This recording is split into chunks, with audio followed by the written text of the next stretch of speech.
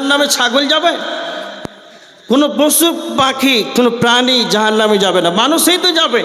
তবে এই কারণে মানুষ এত সুন্দর আশরাফুল মাখলুকাত, তো আল্লাহ এই পাপের কারণে আল্লাহ মানুষদেরকে জাহান্নামে দিবে। তাহলে কয়টা হলো? 5 আর 3 8। এবার দেখেন সূরা নাজিয়াতে আল্লাহ সুবহানাহু ওয়া তাআলা কি বলেছে? ফাম্মা মান তাগা ওয়া আসারাল হায়াতাদ দুনিয়া। আল্লাহ সুবহানাহু ওয়া তাআলা সূরা নাজিয়াতের ভিতরে 2টি জাহান্নাম যাওয়ার 2টি বদগুণ বর্ণনা করেছেন। সেই 2টি বদগুণ হলো ফাম্মা মান তাগা, যারা সীমা লঙ্ঘনকারী হবে, যারাই আল্লাহদ্রোহী হবে, সীমা রেখাকেই যেন অতিক্রম করে চলবে। 2 নম্বর হলো আসারাল হায়াতাদ দুনিয়া, যারা পৃথিবীকে বেশি বেশি করে অগ্রাধিকার দেবে, দুনিয়াকে নিয়ে পাগল হয়ে থাকবে, দুনিয়ায় চাইবে, দুনিয়া চাইবে। তার মানে যারা দুনিয়া চাইবে এরা কোনোদিন যেন চালাক হতে পারে না। কেন এরা চালাক না? আমার আল্লাহ বলেছেন যারাই শুধুমাত্রই দুনিয়া চাইবে, তো আমার আল্লাহ সূরা বাকারার 200 নম্বর আয়াতের ভিতরে আল্লাহ বলেছেন ওয়া মা লাহু ফিল আখিরাতি মিন খালাক, যারা দুনিয়া চাইবে রে, তাদের পরকালে যেন কোনো রকম অংশ মিলবে না। সব চাইতে চালাক একটা হাদিস শোনেন, ইবনে মাজাহ শরীফের 4259 নাম্বার হাদিস।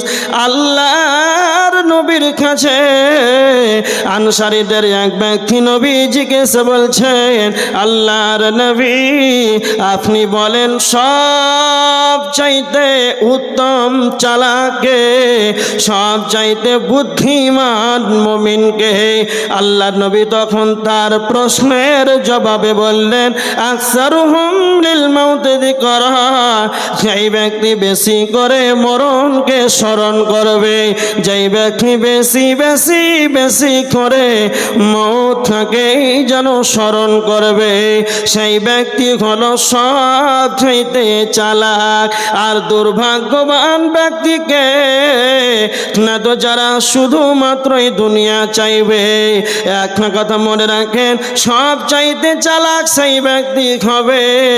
আল্লাহ সুবহানাহু ওয়া তাআলা বলেছেন সূরা বাকারার 201 নম্বর আয়াত, তারা আল্লাহর কাছে দোয়া করবে রব্বানা আতিনা ফিদ দুনিয়া হাসানা। আল্লাহকে বলবে আল্লাহ আপনি আমাকে দুনিয়ার বুকে হাসানা দেন, কল্যাণ দান করেন। তারপরে বলবে 2 নাম্বার ওয়াফিল আখিরাতি হাসানা, আল্লাহ আপনি আমাকে পরকালে আখিরাতে কল্যাণ দান করেন। 3 নাম্বার দোয়া করবে ওয়াকিনা আযাবান্নার। 3 নাম্বার বলে সব চাইতে যেটা বেশি কল্যাণ কামনা করি, হে আমার রব আল্লাহ আপনি আমাকে জাহান্নাম থেকে নিষ্কৃতি দেন। তার মানে যারাই চালাক হবে, যারা চালাক হবে তারা আল্লাহর কাছে দোয়া করবে আল্লাহ আপনি আমাকে দুনিয়াতে কল্যাণ দান করেন, দুনিয়াতে হাসানা দেন, আখিরাতে কল্যাণ দান করেন। সব চাইতে বড় যেটা কল্যাণ কামনা করি ওয়াকিনা আযাবান্নার, আল্লাহ আপনি আমাদেরকে জাহান্নাম থেকে নিষ্কৃতি দেন। তো আমার আল্লাহ বলেছেন যারাই এইরকম ভাবে দোয়া করবে তবে তাদের পরকালে তাদের যেন অংশ মিলবে। আর যারা শুধুমাত্রই দুনিয়া চাইবে এদের পরকালেই যেন কিছুই মিলবে না। তবে পরকালে যদি তাদের কিছু না মিলে তবে কি মিলবে? তো আমার আল্লাহ বলেছেন ওয়াসারাল হায়াতাদ দুনিয়া, যারা দুনিয়াকে ধরে থাকবে, যারা দুনিয়াকে অগ্রাধিকার দেবে তার ঠিকানা হবে ফাইনাল জাহিমা হিয়াল মাওয়া, তার ঠিকানা হবে জাহান্নাম। তাহলে এখানে জাহান্নাম যাওয়ার 2টা কারণ পাওয়া গেল, একটা আল্লাহদ্রোহী সীমা লঙ্ঘনকারী, 2 নাম্বার হলো দুনিয়াকে বেশি বেশি করে অগ্রাধিকার দিবে। এখানে 2টা পাওয়া গেল, তার ঠিকানা হবে জাহান্নাম। তারপরের আয়াতে আমার আল্লাহ জান্নাতীদের দুইটি ভালো গুণ বর্ণনা করেছেন। ওয়া আম্মা মান খাফা মাকামা রাব্বিহি ওয়া নাহান নাফসা আনিল হাওয়া, আল্লাহ বলেছেন যেই ব্যক্তি দণ্ডায়মান হওয়াকে, উপস্থিত হওয়াকে, আল্লাহকেই ভয় করবে, হাতে ঘাটে মাঠে ময়দানে এয়ারপোর্ট স্টেশনে জলহীন প্রান্তে জল সমুদ্রে যেখানেই থাকুক না কেন সবার সর্বদা যেন আল্লাহকেই যেন ভয় করবে। 2 নম্বর কারণ আল্লাহ বলেছেন ওয়ানাহান নাফসা আনিল হাওয়া, এবং তার নিজের নাফসকে কন্ট্রোলে রাখবে, বেকন্ট্রোল হবে না। নিজের নাফসকে শয়তান কুমন্ত্রণা দেবে, শয়তান যে ওয়াসওয়াসা দেবে, নিজের মন যেটা চাইবে যেন সেটা করবে না, নিজের নাফসকে যেন কন্ট্রোলে রাখবে, নিজের নাফসের ব্যাপারে বেকন্ট্রোল হবে না। আল্লাহর কোরআন নবীজির হাদিস টানবে তো ডানে যাবে, বামে টানবে তো যেন বামে যাবে, নিজের নাফসকে যেন কন্ট্রোলে রাখবে। তো আমার আল্লাহ বলেছেন এই 2টি গুণ যাদের ভিতরে থাকবে রে, তাদের ঠিকানা হবে ফাইনাল জান্নাতা হিয়াল মাওয়া, তাদের ঠিকানা হবে জান্নাত। তাহলে যাদের এই 2টি ভালো গুণ থাকবে তাদের ঠিকানা জান্নাত, আর যারা দুনিয়া নিয়ে পাগল হয়ে থাকবে, আল্লাহ দ্রোহী হবে, তাদের জন্য জাহান্নাম। এবার দেখেন আপনাদের এই সম্পর্কে একটা হাদিস বলি। হাদিসটা রয়েছে তিরমিজি শরীফের হাদিস, তিরমিজি শরীফের হাদিস, হাদিস নাম্বার 2004। খুব ভালো করে শুনে, হাদিস নাম্বার 2004। হযরতে আবু হুরায়রা রাদিয়াল্লাহু তাআলা আনহু আল্লাহ রসুল সাল্লাল্লাহু আলাইহি ওয়াসাল্লামের কাছে এসে আল্লাহ রসুলকে প্রশ্ন করছেন, আল্লাহ নবী আন আকসারি মা ইদখিলুন নাসাল জান্নাহ, আল্লাহর নবী আপনি বলেন কোন এমন কর্ম রয়েছে, এমন কি বস্তু রয়েছে সেই বস্তুটা বেশি বেশি মানুষকে জান্নাতে নিয়ে যাবে। আল্লাহ নবী তখন 2টা কথা বললেন। 1 নাম্বার হলো তাকওয়াল্লাহ ওয়া হুসনুল খুলুক, 1 নাম্বার হলো আল্লাহর ভয়, 2 নাম্বার হলো উত্তম চরিত্র। প্রথমে আল্লাহর নবী আল্লাহর ভয়ের কথা বললেন, তার মানে প্রথমে সালাতের কথা বললেন না। যখনই আবু হুরায়রা নবীজিকে প্রশ্ন করলেন আল্লাহর নবী এমন কোন কর্ম রয়েছে, এমন কি বস্তু রয়েছে সেই বস্তুটা বেশি মানুষকে জান্নাতে নিয়ে যাবে, তো প্রথমে আল্লাহর নবী আল্লাহর ভয়ের কথা বললেন। কেন?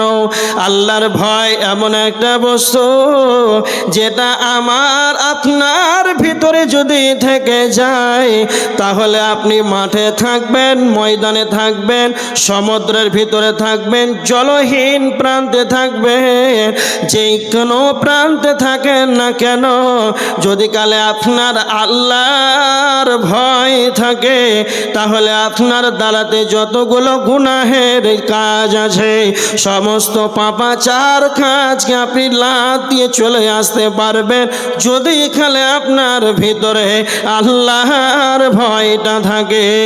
একটা কথা মনে রাখবেন, আল্লাহর নবী প্রথমে আল্লাহর ভয়টাকে ধরলেন। যেই ব্যক্তি আল্লাহকে ভয় করবে এই ভয়ের কারণে বেশি মানুষ জান্নাত চলে যাবে। একটা হাদিস শুনেন, আল্লাহর নবী বলেছেন লা ইয়ালিজুন নার রাজুলুন বাকা মিন খাশিয়াতিল্লাহ, আল্লাহর নবী বলেছেন ওই ব্যক্তি জাহান্নাম যাবে না, ওই ব্যক্তি জাহান্নাম স্পর্শ করবে না, সেই ব্যক্তি জাহান্নাম যাবে না, সেই ব্যক্তিকে না তো যে আল্লাহর ভয়ে চোখের পানিতে কাঁদবে, যে আল্লাহর ভয়ে চোখের পানি যেন অশ্রুকে যেন বিসর্জন করে জমিনে ফেলে দেবে। কেমন সে জাহান্নামে যাবে না। আল্লাহর নবী বলেছেন হাত্তা ইয়াউদাল লাবানু ফিদ দারই, যেমন গাভীর বাট থেকে যেমন দুধ দহন করা হয়, যেমন গাভীর বাট থেকে যেমন দুধ দহন করা হয়, আবার ওই গাভীর বাট থেকে দুধটাকে বের করার পর আবার যেমন ফিরানো অসম্ভব। তো যারা আল্লাহর ভয়ে কেঁদে দেবে তারা জাহান্নামে যাবে, এটাও যেন অসম্ভব। আল্লাহর ভয়ের চোখের পানি তার কতটা মূল্য রয়েছে। একটা কথা মনে রাখবেন, সারা পৃথিবীর যতগুলো নদী নালা পুকুর আছে সমস্ত পানিকে যদি জাহান্নামের ভিতরে যদি ভরে দেওয়া হয়, তাহলে আপনার জাহান্নামে যদি সমস্ত পানিকে ভরে দেওয়া হয়, তাহলে জাহান্নামের আগুন নিভে যাবে না, জাহান্নামের আগুন যেন নিস্তেজ হবে না। তার মানে আরো উর্বর হবে, আরো তেজস্বী হবে।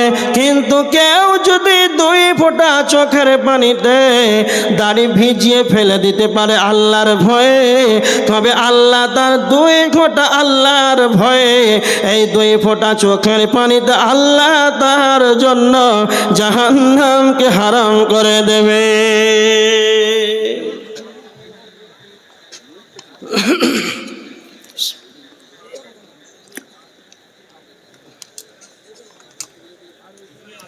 আল্লাহর ভয় দেখেন, আল্লাহর ভয়কে আল্লাহ রাসূল সাল্লাল্লাহু আলাইহি সাল্লাম প্রথমে বলেন যে আল্লাহর ভয়। আবু হুরায়রা, যার ভিতরে আল্লাহর ভয় থাকবে, এই ভয় থাকাকালীন জীবনে চলাফেরা করবে, তাহলে তার এই জীবনটা যদি ভয়ে অতিবাহিত করে, তাহলে এই বস্তুটাই ভয়টাই বেশি মানুষকে জান্নাতে নিয়ে যাবে। 2 নাম্বার, তখন আল্লাহ রাসূল সাল্লাল্লাহু আলাইহি সাল্লাম বললেন ওয়া হুসনুল খুলুক। 2 নাম্বার হলো উত্তম চরিত্র। আবু হুরায়রা রাদিয়াল্লাহু তাআলা আনহুকে নবীজি বললেন 2 নাম্বার হলো উত্তম চরিত্র, সুন্দর চরিত্র। আল্লাহর নবী কেন প্রথম 2বার চরিত্রের কথা বললেন? সালাতের কথা বললেন না, হজ এর কথা বললেন না, তারপরে 2বার কেন চরিত্রকে ধরলেন? চরিত্রটাকে কেন ধরলেন? কি বুঝতে পারলেন? চরিত্র এমন একটা বস্তু যেটা পৃথিবীর কোনো শিক্ষাঙ্গন নাই। পৃথিবীর যে কোনো জায়গাতে আপনি যাবেন, স্কুলে যান, ভার্সিটি যান, ইউনিভার্সিটি যান, আপনি যাবেন আর আপনাকে রাত্রেই থাকার পর সকালে আপনাকে চরিত্রবান করে পাঠিয়ে দেবে, এরকম কোনো শিক্ষাঙ্গন নাই। চরিত্র এইভাবে হয় না। চরিত্র এমন একটা বস্তু যা পৃথিবীর বুকে কোনো অ্যাপস নাই যে আপনি যাবেন আর সেখান থেকে আপনাকে ডাউনলোড করে দিবে, সকাল থেকে আপনি চরিত্রবান হয়ে যাবেন, মানুষের সঙ্গে সুন্দর আখলাক উত্তম ব্যবহার করবেন, এইরকমটা নয়। চরিত্র তবে কেমন? আল্লাহ রাসূল সাল্লাল্লাহু আলাইহি সাল্লাম চরিত্রকে কেন ধরলেন? চরিত্র এমন একটা বস্তু, আপনার জ্ঞান হওয়া থেকে নিয়ে, খুব ভালো করে বুঝেন, আপনার জ্ঞান হওয়া থেকে নিয়ে ভালো মন্দ বুঝার মতন শক্তি আছে, তখন থেকে আপনি মানুষের সঙ্গে ভালো ব্যবহার করছেন, মানুষকে দেখলে সালাম করছেন, মুসাফা করছেন, 5 ওয়াক্তের সালাত আদায় করছেন, কোরআন হাদিসের নিয়ম নীতি আদেশ নির্দেশ যেগুলোকে ফলো করে চলছেন। আপনি আপনার জীবনের চরিত্রটাকে এইভাবে গঠন করছেন। আর চরিত্র বানাতে বানাতে আপনি 50 বছর পর্যন্ত আপনার চরিত্রটাকে আপনি গঠন করলেন।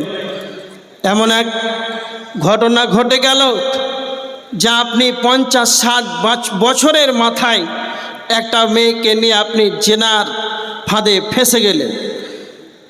তো আপনি যে জেনা করলেন একটা মহিলার সঙ্গে 50 বছরের মাথায়, তো এবার আপনার নিজের বিবেকে আপনি উত্তর দেন যে যখন আপনি জেনা করলেন, তো সেই 1টা মিনিট, সেই 5টা মিনিট, না 1টা ঘন্টা, না সেই দিনটার আপনার বদনাম হবে, না সারা জীবনের আপনার চরিত্র খারাপ হয়ে গেল? বুঝতে পেরেছেন? জীবনেও না, সেই মিনিটের হবে না, সেই 5টা মিনিটের হবে না, ঘন্টার হবে না, সারাটা জীবনের আপনার যত চরিত্রকে আপনি গঠন করেছেন, এইভাবে করতে করতে আপনার চরিত্র সব একদিনই সব নষ্ট হয়ে গেল।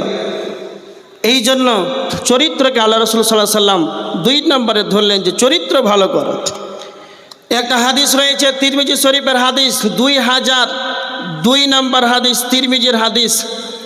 আল্লাহ রাসূল সাল্লাল্লাহু আলাইহি ওয়াসাল্লাম বলেছেন, কিয়ামতের দিন মিজানের পাল্লায় সব চাইতে যে আমলটা ভারী হবে, যেটা ভারী হবে সেটাই হচ্ছে উত্তম চরিত্র। এবার বুঝেন তো, মিজানের পাল্লাতে সব চাইতে যেটা ভারী হবে সেটা হচ্ছে উত্তম আখলাক, সুন্দর ব্যবহার। ব্যবহার যার ভালো হবে এই চরিত্রটা মিজানের পাল্লাতে সবচাইতে বেশি ভারী হবে। তবে আপনি চরিত্রটাকে কি ভাবছেন? এবার দেখেন, হযরত আবু হুরায়রা আবার নবীজিকে বলছেন, আল্লাহর নবী, আন আকসারি মা ইদখিলুন নাসান নার, কি এমন বস্তু রয়েছে, কি এমন কর্ম রয়েছে যেটা বেশি বেশি যেন মানুষকে জাহান্নামে নিয়ে যাবে।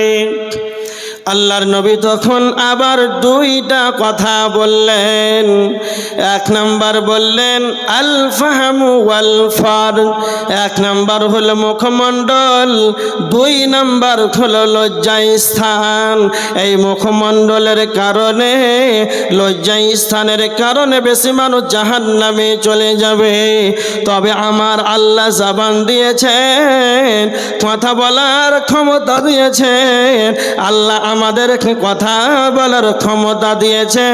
তার মানে নিজের মন মতন অপ্রয়োজনীয় ভাষা যেন ব্যবহার করা যাবে না, অহেতু কথা বলা যাবে না, মানুষের পরনিন্দা করা যাবে না, পরচর্চা করা যাবে না।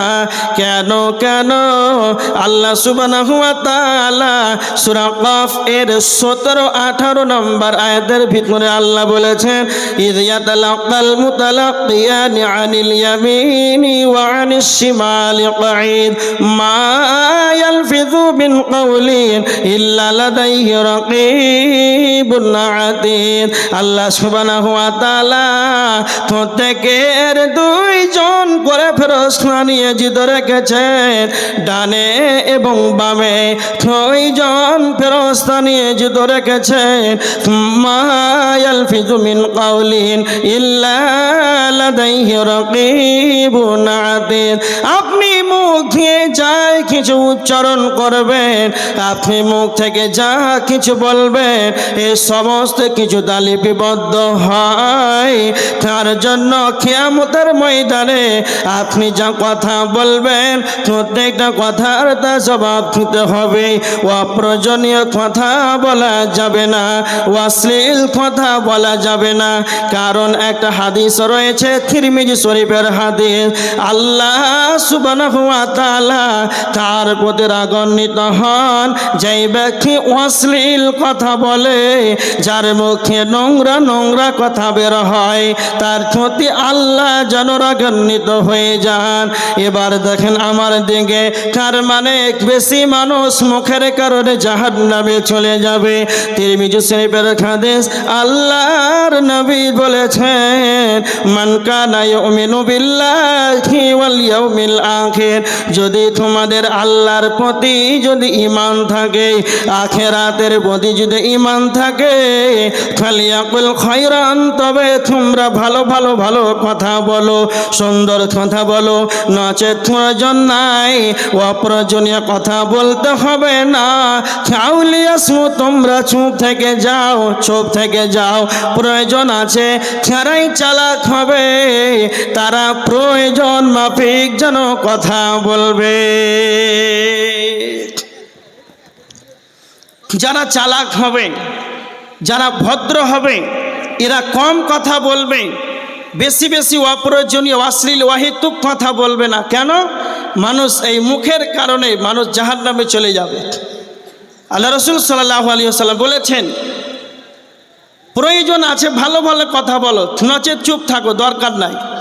যারা এখন বর্তমান সমাজে কিছু মানুষ চায়ের দোকানকে একবার আঁকড়ে ধরেছে, ফজরে সালাত আদায় করলো, সরাসরি একবারে কোরআন পড়বে, কিছু কোরআন তেলাওয়াত করবে, এটা অবসর সময়, একবারে চায়ের দোকান।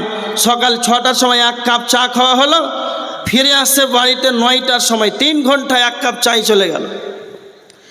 এবার বলেন তো, ওই যে ফজরে সালাত আদায় করে চায়ের দোকান গেল, 1 কাপ চা খেতে গিয়ে 3 ঘন্টা সময়টাকে নষ্ট করে দিল, তবে এই সময়টা কি চুপ ছিল? মুখটা তার বন্ধ ছিল?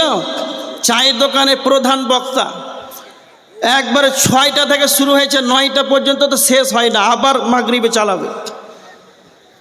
চায়ের দোকান কত বড় খাতারনাক! সব চাইতে পৃথিবীর বুকে গীবত, পরনিন্দা, সমালোচনা হয়, সেই জায়গাটার নাম তো চায়ের দোকান। চায়ের দোকান প্রয়োজন আছে, চা খান, চা খেয়ে তাড়াতাড়ি বাড়ি ফিরে আসে। প্রয়োজন আছেন, বাজারে যান, বাজার করে তাড়াতাড়ি চলে আসে। কেন? আল্লাহ রসুল সাল্লাল্লাহু আলাইহি ওয়াসাল্লাম বলেছেন, মুসলিম শরীফের 1414 নম্বর হাদিস, আহাবুল বিলাদ ইলাল্লাহি মাসাজিদুহা, আল্লাহর নিকটে সব চাইতে পছন্দনীয় জায়গা মসজিদ। ওয়াবগাদুল বিলাদ ইলাল্লাহি আসওয়াকুহা, আল্লাহর নিকটে সব চাইতে নোংরা জায়গা, অপছন্দনীয় জায়গা, সেটা হচ্ছে বাজার। তা আপনি কেন বাজারে চায়ের দোকানে অনর্থক 1 কাপ চায়ের জন্য মাগরিব পর 2 ঘন্টা বসে থাকবেন? মাগরিবের সালাত আদায় করে গেলেন, ইশা করে দিলেন। প্রত্যেকটা সময়ের আপনি হিসাব দিতে পারবেন। সময় মানে আপনার বয়স, তিলে তিলে, সেকেন্ডে সেকেন্ডে আপনার সময় সব নষ্ট হয়ে যাচ্ছে। আর আপনি চায়ের দোকানে, সেখানে কি করে আপনি সময়টা নষ্ট করতে পারেন? দ্বিতীয় নাম্বার, নবীজি বললেন ওয়াল ফারদ, লজ্জাস্থান। বেশি মানুষ জাহান্নামে চলে যাবে লজ্জাস্থানের কারণে। 1 নাম্বার হলো মুখমণ্ডল, 2 নাম্বার হলো লজ্জাস্থান। আল্লাহ সুবহানাহু ওয়া তাআলা কোরআনের ভিতরে অনন্য জায়গাতে, বিভিন্ন জায়গাতে আমার আল্লাহ বলেছেন, হে মুমিন সকল, হে ঈমানদারগণ, তোমরা তোমাদের লজ্জাস্থানের হেফাজত করো। তার মানে প্রত্যেকটা মানুষকেই যেন লজ্জাস্থানের হেফাজত করতে হবে। কেন? নচেত লজ্জাস্থানের যদি সংরক্ষণ না করেন, হেফাজত যদি না করেন, তাহলে এই 2টার কারণে বেশি মানুষ জাহান্নামে চলে যাবে। আল্লাহর নবী বলেছেন, কেউ যদি এই মুখমণ্ডল, লজ্জাস্থানের এই 2টির যদি কেউ জিম্মেদারি নিয়ে নেয়, তাহলে আল্লাহর নবী বলেছেন, আমি তার জন্য জান্নাতের গ্যারেন্টি নিয়ে নিলাম। কেউ যদি মুখ এবং লজ্জাস্থানের হেফাজত করে, জিম্মেদারি নিয়ে নাই, তো আল্লাহ রসুল বলেছেন, আমি তার জন্য জান্নাতের গ্যারেন্টি নিলাম। তাহলে আপনি কি মনে করছেন, কি ভাবছেন এই কথাটার অর্থটা? কত বড় কথা একবার ভেবেছেন? হেফাজত করুক আল্লাহ। এখন বর্তমান সমাজে যে মুখের অপব্যবহার চলছে, লজ্জাস্থানে অপব্যবহার চলছে, জেনার মতন জঘন্য পাপ দিনে দুপুরে আপনি দেখছেন। অহরহ কলকাতা যাবেন, দিল্লি, বোম্বাই যাবেন, একবারে সব। এমনিতে আল্লাহ রাসূল বলেননি যে এই 2টা গোপন অঙ্গ আর মুখমণ্ডল যদি হেফাজত করে, তাহলে আমি তার জন্য জান্নাতের গ্যারান্টিটা এমনিতে বলেনি। এবার দেখেন, তাহলে এইখানে সূরা হুমাযার ভিতরে আবার আল্লাহ 2টি জাহান্নামীদের কারণ বলেছে। বিসমিল্লাহির রহমানির রহিম। ওয়াইলুল লিকুল্লি হুমাযাতিল লুমাযা আল্লাযী জামা মালান ওয়া আদ্দাদা। আল্লাহ সুবহানাহু ওয়া তাআলা জাহান্নামীদের 2টি এখানে গুণ বর্ণনা করেছেন। আল্লাহ বলেছেন, ওয়াইলুল লিকুল্লি হুমাযাতিল লুমাযা, যারা মানুষের সামনে পিছনে, যারা মানুষের গীবত করে, সামনে মানুষকে অপমান করে দেয়, আর পিছনে অনুপস্থিত ব্যক্তির যেন তারা বদনাম করে, তার মানে গীবতের মতন পাপ করে। কেমন? আমি মালদা থেকে আপনাদের বর্ধমান জেলায় 2 ঘন্টা আলোচনা করলাম, 1.5 ঘন্টা আলোচনা করলাম। আব্দুল কাইয়ুমের কি ভুল হলো? আব্দুল কাইয়ুম যেন নিজেই যেন জানতে পারল না। সারা গ্রামবাসীকে আপনি জানিয়ে দিলেন, শুনলাম নাকি আব্দুল কাইয়ুম মালদার ভালো বক্তা, আর এই রকম যেন ভুল বলে চলে গেল। তার মানে যার ভুল হলো সেই জানে না, অনুপস্থিত ব্যক্তির যারা সমালোচনা করবে, যারা গীবতের মতন জঘন্য পাপে জড়িত থাকবে, যারা অনুপস্থিত ব্যক্তির যারা গীবত করবে, তার মানে আব্দুল কাইয়ুমের ভুল হলো। আব্দুল কাইয়ুমকে যেন বলতে হবে। একটা হাদিস শুনেন, আবু দাউদ শরীফের হাদিস 4918 নাম্বার হাদিস। আল্লাহর নবী বলেছেন, আল মিরআতুল মুমিন, আল মুমিনু মিরআতুল মুমিন। এক মুমিন অপর মুমিনের জন্য হবে আয়না স্বরূপ। আব্দুল কাইয়ুমের কি ভুল হলো? আপনি মুমিন হিসাবেই যেন আব্দুল কাইয়ুমকে বলে দেবেন। আপনি যখন আয়নার সম্মুখে দাঁড়াবেন, আয়নার কি আপনার মুখে কি দাগ আছে, কোথায় কি যেন লেগে আছে, তা আপনাকেই যেন আয়না যেন বলে দেবে, অন্য কাউকে যেন বলবে না। অনুরূপ মনে রাখবে, আপনি মুমিন হিসাবে আপনার চরিত্র হবে, মুমিন হিসাবে আপনার যেন বৈশিষ্ট্য হবে। যার ভুল হবে তাকেই গিয়ে যেন বলতে হবে। 2 নাম্বার আল্লাহ বলেছেন, আল্লাযী জামা মালান ওয়া আদ্দাদা।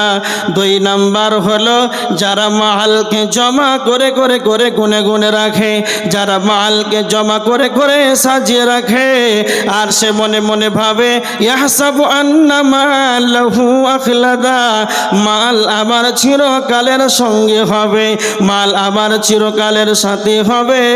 এই নিয়তে এই উদ্দেশ্যে যেন মালকে জমা করে করে সে রাখে।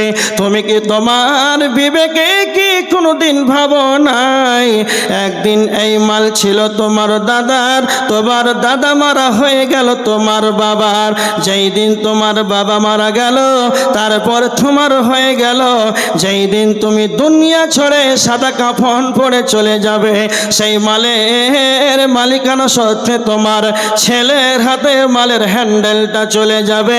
তবে কি তুমি একবার চিন্তা ভাবনা করো না, সারা পৃথিবীর কত কত মানুষ আসলো আর সাদা কাফন পরে চলে গেল, একটা টাকা পর্যন্ত কবরে নিয়ে যেতে পারলো না। আর তুমি কেন মনে মনে ভাবো ইয়াহসাবু আন্না মালাহু আখলাদা, মাল আমার চিরকালের সঙ্গী হবে। তো আমার আল্লাহ বলেছেন, কাল্লা কখনো নয়, কাল্লা কখনো নয়, লা ইমবাদান্না ফিল হুতামা, সে হুতামা নামক জাহান্নামে পিষ্টকারী, সেই হুতামা নামক জাহান্নামে তাকে যেন নিক্ষেপ করা হবে। আল্লাহ বলেছেন, ওয়ামা আদরাকা মাল হুতামা, হে নবী আপনি কি জানেন হুতামা নামক জাহান্নামটি কি? সেটা হলো নারুল্লাহিল মুকাদা, সেটা হলো আল্লাহ সুবহানাহু ওয়া তাআলার প্রজ্বলিত আগুন। নারুল্লাহিল মুকাদা, সেটা হলো আল্লাহর জ্বালানি আগুন। আমরা সবাই অবগত রয়েছে, আল্লাহর নবী বলেছেন দুনিয়ার আগুন আর জাহান্নামের আগুন, দুনিয়ার আগুন আর জাহান্নামের আগুন, জাহান্নামের আগুনের তুলনায়, দুনিয়ার আগুনের তুলনায় জাহান্নামের আগুনের কোনো 70 গুণ বেশি তেজ রয়েছে। তার মানে আপনি এখন একটা আগুনকে তৈরি করেন, কাঠ, কয়লা, পেট্রোল, ডিজেল, কেরোসিন দিয়ে আপনি আগুনকে জ্বালান, এটা হলো আমার আপনার জ্বালানি আগুন। আর এই আগুনের ভিতরে যদি মানুষকে ফেলে দেওয়া হয়, তাহলে আমার আপনার জ্বালানি আগুনে যদি মানুষকে ফেলে দেওয়া হয়, তাহলে তাহলে তার যেন চামড়াটা পড়বে, তারপরে যেন তার মাংসটা পড়বে, তারপরে তার হাতটা পড়বে, তারপরে আস্তে আস্তেই যেন ভিতরে যাবে। কিন্তু জাহান্নাম, হোতামা নামক জাহান্নাম, পৃষ্ঠকারী সেই হোতামা নামক জাহান্নাম কতটা কঠিন, কতটা কষ্টদায়ক। যখনই মানুষকে হোতামা নামক জাহান্নামে ফেলে দেওয়া হবে, তখন মানুষের প্রথমে যেমন চামড়া যেই রকম পড়বে, তার মাংসটাও সেই রকমই পড়বে, তার হাতও সেই রকমই পড়বে।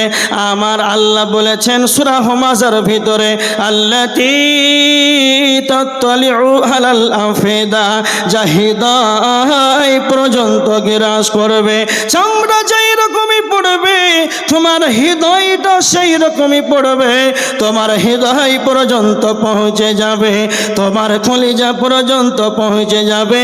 সফলটা যেমন পড়বে রে, আর ভেতরটাও যেন সেই রকমই পড়বে। এটাই হলো নারুল্লাহিল মুকাদা, আল্লাহর প্রজ্বলিত আগুন। এই কষ্টকারী, সেই পৃষ্ঠকারী জাহান্নামের আগুনে কারা যাবে? নতওয়াইলুল লিকুল্লি হুমাযাতিল লুমাযা, যারা মানুষকে সামনে অপমান করে দেয়। 2 নাম্বার, যারা মানুষের সমালোচনা করে, গীবত করে, অনুপস্থিত ব্যক্তির জন্য গীবত করে দেয়। 2 নাম্বার, যারা মালকে জমা করে করে সাজিয়ে রাখে, তারা মনে মনে ভাবে ইহসাবু আন্না মালাহু আখলাদা, মাল আমার চিরকালের সঙ্গী হবে। তাদেরকে এই রকম পৃষ্ঠকারে হোতামা নামক জাহান্নামে তাদেরকে নিক্ষেপ করা হবে।